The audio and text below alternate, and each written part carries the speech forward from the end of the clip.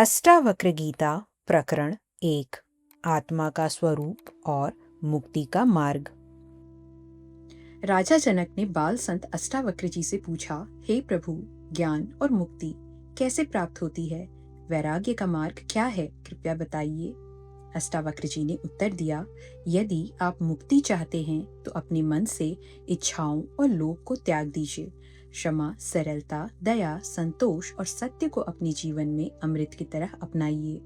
आप न पृथ्वी हैं, न जल, न अग्नि, न वायु, न आकाश। मुक्त होने के लिए इन सभी तत्वों से परे केवल आत्मा को, जो साक्षी और चैतन्य है, उसे जानिए। जब आप अपने वास्तविक स्वरूप को समझकर चेतना में विश्राम करते हैं तो तत्काल सुख, शांति और बंधन मुक्ति का अनुभव होता है। आप न जातियों से बंधे हैं, न आश्रमों से। आप आंखों से दिखाई न देने वाले निर्लिप्त, निराकार और इस सृष्टि के साक्षी हैं। इसे जानकर आनंदित हो जाइए। धर्म, अधर्म, सुख, दुख केवल मस्तिष्क के संबंध हैं। आप इनसे परे हैं। न आप कर्ता हैं, न भोगी। आप सदा स्वतंत्र हैं। आप संपूर्ण विश्व के मात्र साक्षी हैं। आपकी वास्तविक स्वतंत्रता का बंधन केवल यह है कि आप किसी और को देखने वाला समझते हैं। अहंकार के भ्रम में आप सोचते हैं, मैं करता हूँ। इस भ्रम को छोड़कर विश्वास की अमृत धारा में रहकर और यह जानकर कि मैं करता नहीं हूँ, आनंदित हो जाइए। मैं स्वयं शुद्ध ज्ञान हूँ। इस ज्ञान की अग्नि से गहन अज्ञान को जला दें और शोक रहित होकर सुखी हो जाएं। जहाँ यह संसार रस्सी में सर्प की तरह भ्रम लगता है, वहीं आप उस परम आनंद को अनुभव करके सुख से रहिए। जो स्वयं को मुक्त मानता है वह मुक्त है, जो बंधा मानता है वह बंधा है। यह सत्य है कि बुद्धि जैसी होगी, गति वैसी ही होगी। आत्मा साक्षी, सर्वव्यापी, पूर्ण, एक, मुक्त, चेतन, निष्क्रिय, असंग, इच्छा रहित और शांत है। केवल भ्रम से यह सांसारिक प्रतीत होती है। अपरिवर्तनीय और अद्वैत आत्मा के चिंतन से मैं के भ्रम से मुक्त होकर बाह्य संसार को अपने भीतर ही अनुभव कीजिए। हे राजन, बहुत समय से आप मैं शरीर हूं के बंधन से बंधे हैं। स्वयं को जानकर ज्ञान की तलवार से इसे काट दीजिए और सुखी हो जाइए। आप असंग, अक्रिय, स्वयं प्रकाशमान और दोष मुक्त हैं। मस्तिष्क को शांत करने का प्रयास ही वास्तविक बंधन है। यह संसार आपके भीतर है। आप इसे व्याप्त करते हैं। आप शुद्ध और ज्ञान स्वरूप हैं। छोटी सोच से बाधित न हो। आप इच्छा रहित, विकार रहित, घन, शीतल, अगाध बुद्धिमान और शांत हैं। केवल चेतना की इच्छा रखकर स्थिर रहिए। आकार को असत्य जानकर निराकार को स्थायी मानिए। यह समझने के बाद पुनर्जन्म का बंधन नहीं रहता। जैसे दर्पण में प्रतिबिंब भीतर और बाहर दोनों जगह दिखाई देता है, उसी तरह परमात्मा इस शरीर के भीतर और बाहर समान रूप से विद्यमान है। जैसे आकाश पानी से भरे पात्र में व्याप्त है, उसी तरह शाश्वत परमात्मा संपूर्ण प्राणियों में विद्यमान है। अष्टावक्र गीता प्रकरण 2। अद्वैत बोध और जगत की असत्यता। राजा जनक कहते हैं, आश्चर्य है, मैं शुद्ध, शांत और प्रकृति से परे हूँ, फिर भी लंबे समय तक मोह ने मुझे बांधे रखा। जैसे मैं इस शरीर को प्रकाशित करता हूँ, वैसे ही संपूर्ण संसार को भी। इसलिए यह समग्र विश्व मेरे अंदर ही है और कुछ भी अलग नहीं। अब शरीर और संसार से परे जाकर केवल विशेष समझ और साधना से ही परमात्मा का अनुभव किया जा सकता है। जैसे पानी, लहर, फेन और बुलबुले में अलग नहीं है, उसी प्रकार आत्मा भी इस जगत से अलग नहीं।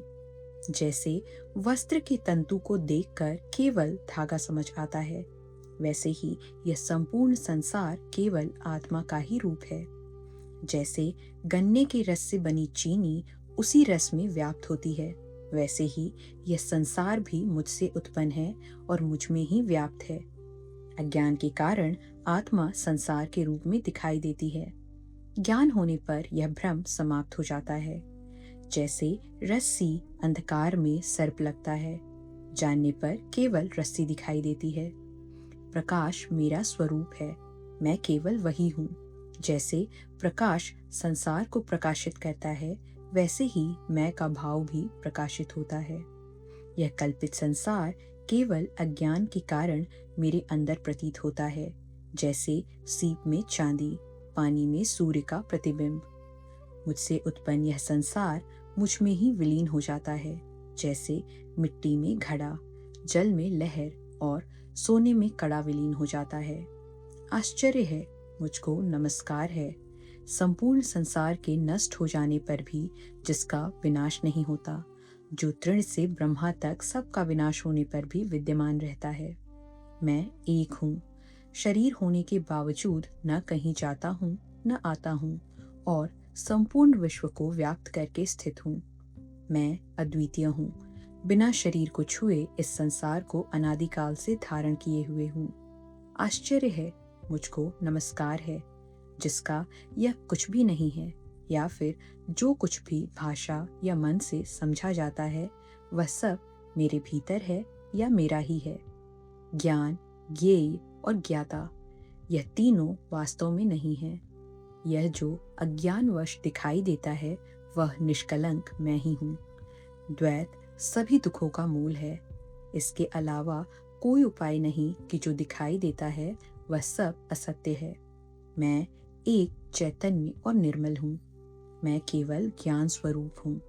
अज्ञान के कारण ही अन्य गुण मुझ में कल्पित हुए हैं। मैं सनातन, कारण रहित और शाश्वत हूँ। न मुझे कोई बंधन है, न मुक्ति का भ्रम। मैं शांत और आश्रय रहित हूँ। मुझ में स्थित यह विश्व भी वस्तुतः मुझ में स्थित नहीं है। यह निश्चित है कि शरीर और संसार केवल कल्पना है। केवल शुद्ध चेतन आत्मा का अस्तित्व वास्तविक है। अब इसमें कल्पना क्या करें?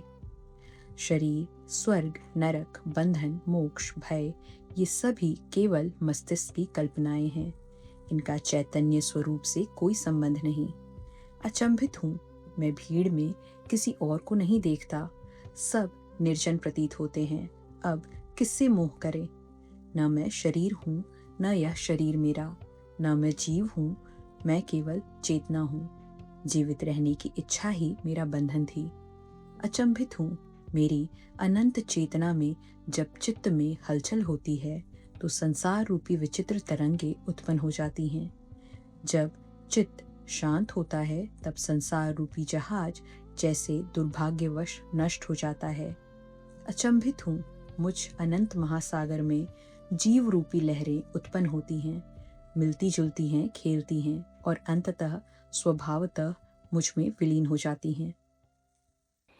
अष्टावक्र गीता प्रकरण 3 आत्मज्ञान से उत्पन्न वैराग्य। अष्टावक्र जी कहते हैं, आत्मा को अविनाशी और एक जानो। उस आत्मज्ञान को प्राप्त कर किसी बुद्धिमान व्यक्ति की रुचि धन अर्जित करने में कैसे हो सकती है? अज्ञान के कारण ही विषयों से लगाव होता है। जैसे सीप में चांदी होने का भ्रम देखकर लोभ उत्पन्न हो जाता है। जैसे समुद्र से लहरें उत्पन्न होती हैं, वैसे ही यह संसार मुझसे उत्पन्न है। इसे जानकर तुम एक छोटे और कमजोर व्यक्ति की तरह कैसे डर सकते हो? यह जानने के बावजूद कि आत्मा शुद्ध, चैतन्य और सुंदर है, तुम कैसे जनेंद्रिय में आसक्ति रखकर मलिनता अपना सकते हो? सभी प्राणियों में स्वयं को और स्वयं में सभी प्राणियों को जानने वाले मुनि में ममता का रहना आश्चर्यजनक है। जो व्यक्ति ब्रह्म में लीन रहता है और मोक्ष का अर्थ समझता है, उसका सांसारिक आनंद से उत्पन्न कामनाओं में उलझना आश्चर्य ही है। जीवन के अंतिम समय में भी अत्यंत ज्ञानी व्यक्ति का आसक्त होकर कामनाओं को पालना आश्चर्यजनक है। जो लोक और परलोक से विरक्त हैं, नित्य अनित्य का भान रखते हैं और मोक्ष की कामना करते हैं, उनका मोक्ष से डरना आश्चर्य की बात है। केवल आत्मा का अनुभव करने वाले ज्ञानी व्यक्ति भोजन कराए जाने पर न प्रसन्न होते हैं, न पीड़ा मिलने पर क्रोधित। अपने शरीर को दूसरों के शरीर की तरह देखने वाले महात्मा प्रशंसा या निंदा से कैसे विचलित हो सकते हैं? जो व्यक्ति सभी जिज्ञासाओं से परे हैं, संसार को माया में कल्पित देखते हैं और स्थिर प्रज्ञा वाले हैं, उनके लिए आने वाली मृत्यु भी डर का कारण नहीं बनती। निराशा में भी सभी इच्छाओं से परे और अपने ज्ञान से प्रसन्न महात्मा की तुलना किसी से नहीं की जा सकती। जो व्यक्ति संसार को केवल दृश्य रूप में देखता है और इसे वस्तुतः निरर्थक जानता है, ऐसा स्थिर प्रज्ञा युक्त व्यक्ति यह नहीं देखता कि यह ग्रहण करने योग्य है या यह त्याग करने योग्य है। इच्छाओं और संदेह से परे रहने वाला, विषयों में आसक्ति त्यागने वाला व्यक्ति न सुखी होता है न दुखी। भोग उसके लिए अप्रभावी हैं। वीडियो को पूरा देखने के लिए बहुत बहुत धन्यवाद। अगर वीडियो पसंद आई हो तो इसे लाइक करें और चैनल को सब्सक्राइब करना न भूलें। मिलते हैं अगले वीडियो में।